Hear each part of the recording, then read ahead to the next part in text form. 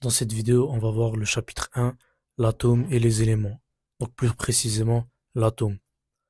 Donc déjà, c'est quoi l'atome? C'est la plus petite particule de la matière. Et c'est composé de trois éléments. Donc c'est composé de protons qui sont positifs, d'électrons qui sont négatifs et de neutrons. Mais ça n'a pas été découvert tout d'un coup. Et c'est justement ça l'utilité des modèles atomiques. Donc modèle de Dalton, Thomson, Rutherford et Rutherford-Bohr. Et plus tard, donc, le modèle atomique simplifié. Donc on va voir un par un, c'est quoi les modèles euh, qui ont été découverts au fil du temps. Donc on va commencer avec celui de Dalton, donc en 1805.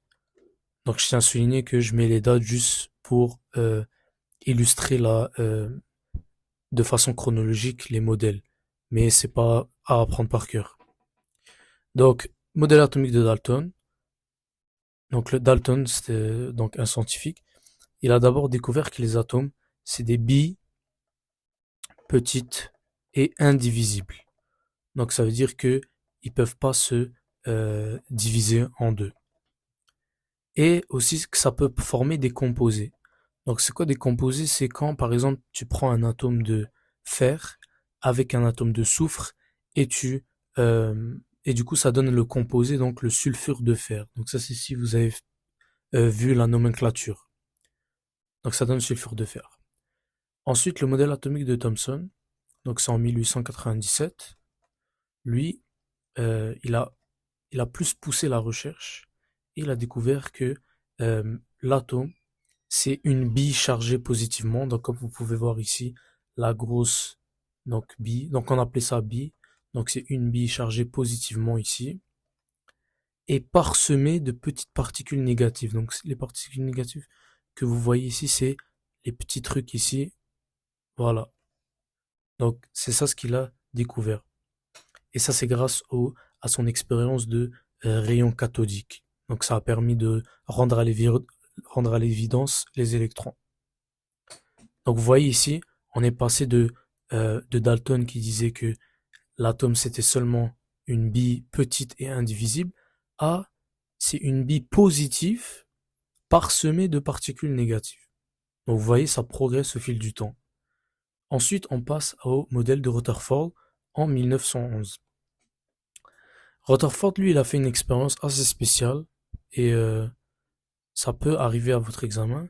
C'est qu'il a pris une feuille d'or et il l'a bombardée avec un faisceau de rayons alpha. Donc, naturellement, les rayons alpha, ils vont traverser cette feuille-là. Donc, quand c'est vide.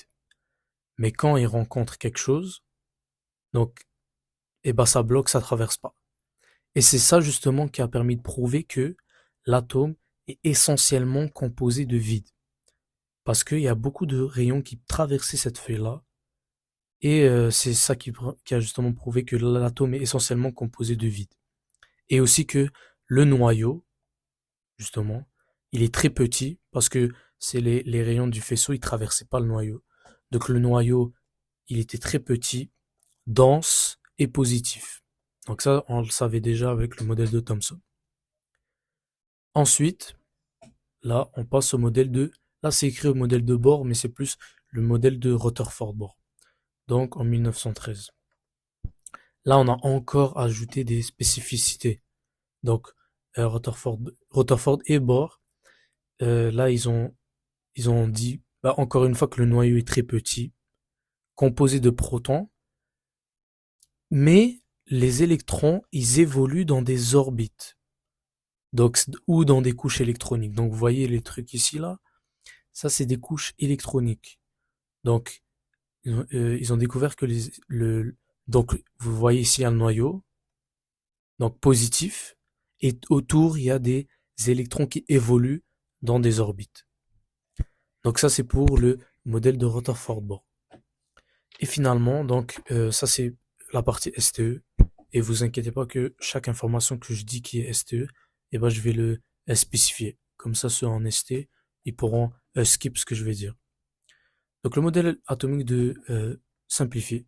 Donc vous voyez ici, on a parlé des protons, on a parlé des découvertes de la découverte des électrons, mais on n'a pas parlé des neutrons. Et ben les neutrons, c'est justement dans le modèle atomique simplifié. Donc, les neutrons, déjà c'est neutre, mais c'est quoi leur rôle? Ça permet aux protons de se maintenir ensemble dans le noyau sans éclater. Donc comme je vous ai dit ici, dans les précédents modèles, c'est qu'on a un noyau positif. Ok? Les neutrons, leur rôle, c'est justement qu'ils vont maintenir ensemble les protons pour pas que ça éclate. Et justement pour neutraliser, pour que ça reste neutre. Et autour, donc il y a euh, les électrons qui évoluent dans des orbites. Et on va plus parler ça en détail avec la règle de l'octet et la règle de doublet dans les prochaines vidéos. Donc c'est vraiment ça, les 5 modèles à apprendre.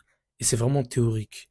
Donc ça peut arriver dans les choix de réponse, des vrais ou faux, mais il faut quand même distinguer euh, les différents modèles.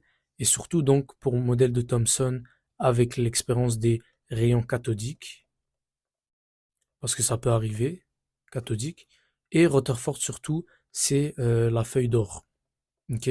Parce que c'est vraiment des expériences clés qui ont permis à ces scientifiques d'arriver à ces découvertes-là.